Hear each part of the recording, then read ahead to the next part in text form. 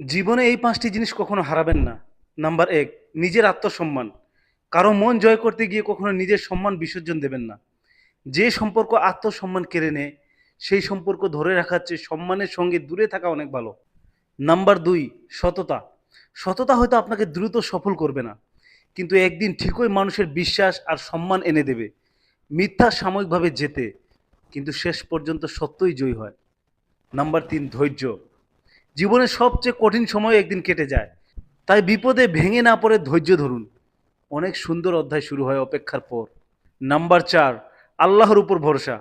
যখন সব দরজা বন্ধ মনে হবে, তখন আল্লাহর রহমতের দরজা খোলা থাকে। তার উপর ভরসা রাখুন, দোয়া করুন এবং নিজের সর্বোচ্চ চেষ্টা চালিয়ে যান। নাম্বার ৫, ভালো মানুষ হওয়ার চেষ্টা।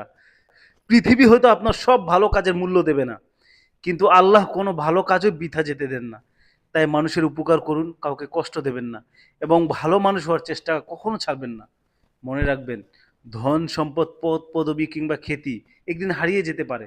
কিন্তু আত্মসম্মান, সততা, ধৈর্য, আল্লাহর উপর ভরসা এবং উত্তম চরিত্র, এই সম্পদগুলো মানুষকে প্রকৃত অর্থে সফল ও সম্মানিত করে।